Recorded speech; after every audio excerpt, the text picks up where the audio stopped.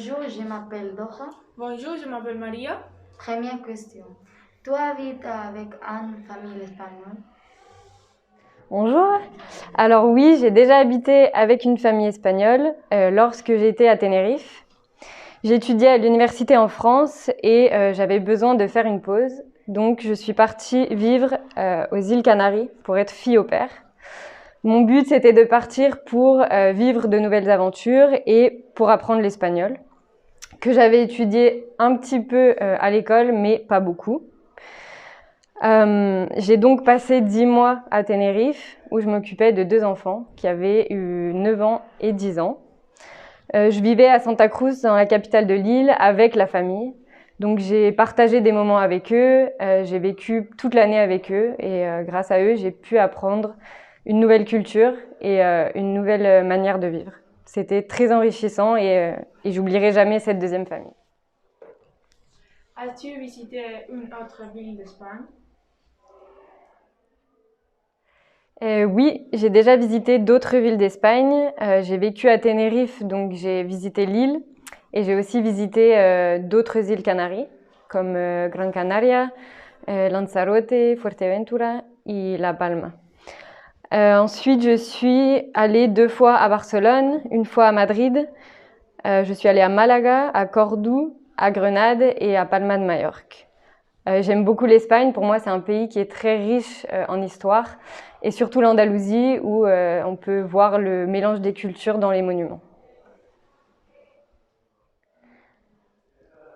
Et tu aimes le lycée IES La Puebla et pourquoi? Oui, je me sens très bien à La Puebla. J'ai été assistante de français l'année dernière pour l'année scolaire 2019-2020 et j'ai demandé à renouveler cette année en 2020-2021. C'est un lycée bilingue français, donc c'est très intéressant pour moi de pouvoir entrer dans plusieurs cours, les cours qui sont dispensés en français, donc musique, arts plastiques, histoire-géographie et mathématiques. Je m'ennuie pas et c'est pas du tout la routine parce que comme j'entre dans plusieurs classes, je travaille aussi avec différents professeurs et c'est très intéressant pour moi. Je peux apprendre beaucoup de choses. Tu as étudié où? J'ai étudié en France, de l'école maternelle jusqu'au lycée. J'ai étudié dans mon village et dans un village voisin. Ensuite, pour étudier à l'université, je suis allée à Saint-Étienne pendant 4 ans. Et j'ai effectué ma dernière année d'études à distance parce que j'étais ici à Almeria. C'était l'année dernière.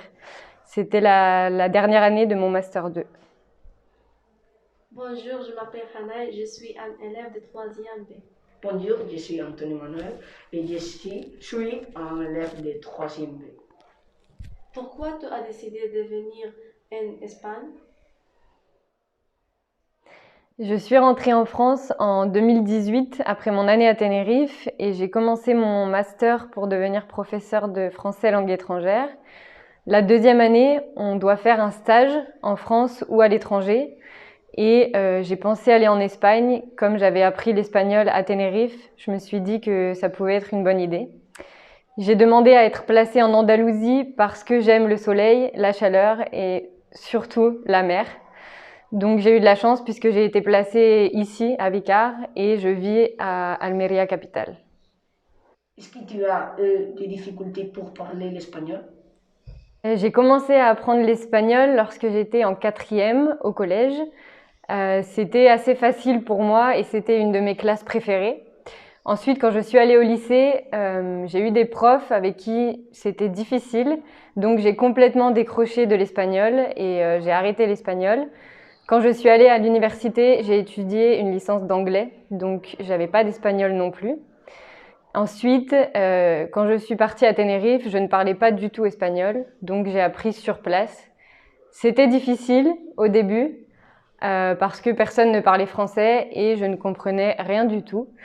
Mais petit à petit, j'ai pu apprendre et finalement, j'ai appris assez rapidement puisque tout le monde autour de moi parlait tout le temps espagnol. Qu'est-ce que tu aimes de la France et de l'Espagne? De ce que je connais de l'Espagne, pour les villes que j'ai visitées et les endroits où j'ai habité, J'aime beaucoup la personnalité des Espagnols qui, je trouve, sont très ouverts, très chaleureux et parlent beaucoup.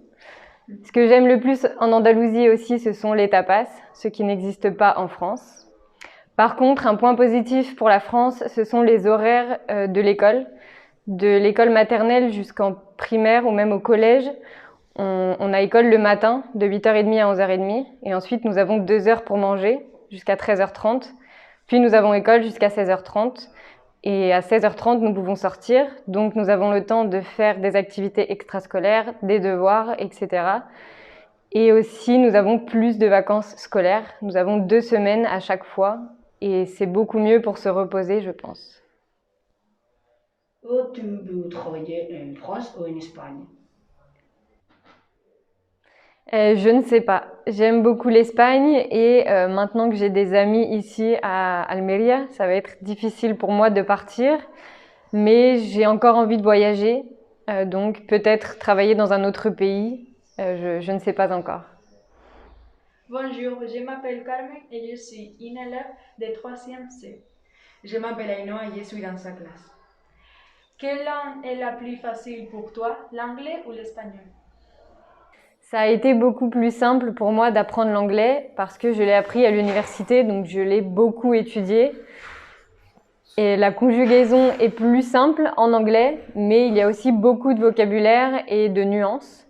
L'espagnol, je l'ai appris plutôt en parlant et lorsque j'étais à Tenerife, donc je l'ai moins étudié. Donc c'était plus facile pour moi d'apprendre l'anglais que l'espagnol. L'éducation en Espagne est la même que l'éducation en France? La relation entre professeurs et élèves est un peu différente puisque en France, les élèves doivent vouvoyer les professeurs. Donc il y a plus de distance, il y a une relation moins amicale. Et ensuite, dans la manière d'apprendre, il y a une petite différence. Au lycée, en France, on fait beaucoup de dissertations. Donc c'est un exercice d'argumentation personnelle et de réflexion qui n'existe pas en Espagne et ça nous permet d'apprendre beaucoup et de réfléchir.